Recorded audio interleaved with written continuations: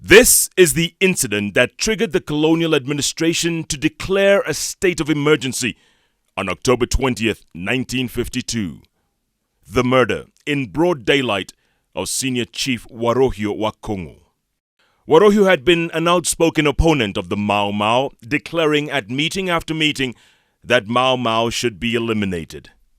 The Mau Mau didn't take kindly to this loose talk and decided that Warohio had to be dealt with. Almost immediately, the so-called ringleaders of Mau Mau were rounded up, and chief among them, Jomo Kenyatta, the man said to be the leader of the movement. Also arrested was the diminutive yet powerful ex-senior chief Koinange and more than a dozen members of his family, including several wives, daughters, and sons, one of whom was accused of the murder of Senior Chief Warohio. At the same time, thousands of Kenyans were rounded up and bundled into concentration camps across the country, forced to live like animals, guarded by dogs and soldiers 24 hours a day. Jomo Kenyatta too was busy in court after court, along with 5 other leaders of Mau Mau, among them Fred Kubai, leader of the so-called 40 Group, Bildad Kagea, Achieng' Oneko, Kongo Karumba, and Paul Ngei. They would be found guilty and sentenced to various prison terms ranging from 7 to 9 years. My leadership has not been to darkness and death, but to light and prosperity. Very few people at the time and even now know the actual meaning of Mau Mau. Some say it was a play on words that the Kikuyu used, and that the real meaning was something to the effect of Uma, Uma, which meant get out, a warning the members would cry out every time they suspected the colonial administration was going after them. Others say it was an acronym whose real meaning was Mzungu arudi Uingereza, Mwafrika abaki Uafrika, while others still had other explanations. To this day, no one has come out to defend or indeed define the real meaning of Mau Mau. And while Jomo Kenyatta and the other accused were defending themselves, it was about this time that the British launched Operation Jock Scott, which saw the arrival of thousands of British troops and heavy artillery to fight against the crude homemade guns and other simple weapons of the Mau Mau. Tens of thousands of Mau Mau suspects were killed, hundreds of thousands more rounded up and detained, and millions of Kenyans were reduced to second-class citizens, requiring, among other things, passbooks to move from one area to another. For the most part, it was a one-sided conflict, but the Mau Mau managed to hit the British where it hurt the most, raiding the White Highlands and meting out their own kind of justice.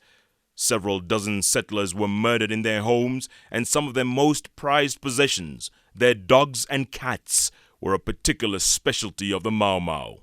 They would capture the pets, kill them, and hang them on stakes as a warning to the settlers that they would be next. Most of the settlers walked around with guns visibly strapped to their sides. Settlers' wives were given lessons in shooting, and some of the targets were their own workers. Imprisoned in Lodwar and then Maralal, Jomo Kenyatta became the face of the struggle. Outspoken, confident, fearless, and uncompromising in his defense of his people and their freedom. We must show the world that some of them have been wrong, that some of them have misunderstood us, and it's only by our action they will know that we mean business. Brothers, I think I have spoken enough in this language. It is not my wish that I should be speaking to you in a foreign, and for that matter, in colonialistic language. And he got some much-needed support on the outside. Again, by intensifying our efforts and more pressure on the British government and also the Kenya government, and using whatever influences we've gained from this present constitution for further efforts to secure his release. The detentions continued as the war intensified, draining the resources of the British colonial administration to a point where it was proving too costly. Jomo Kenyatta is the father of the African nationalism and the African national movement in this country. But surely you're all rather more advanced than he is in your thinking about politics. Wouldn't he embarrass you if he was really let go now? We cannot in any sense be more advanced than our teacher and master, whom I think is much more advanced in political outlook in this country than we are. We are still just in the stages of learning. No one really knows the actual number of those who died in the end. The colonial government listed the official numbers as close to 12,000 dead Africans and less than 200 settlers killed.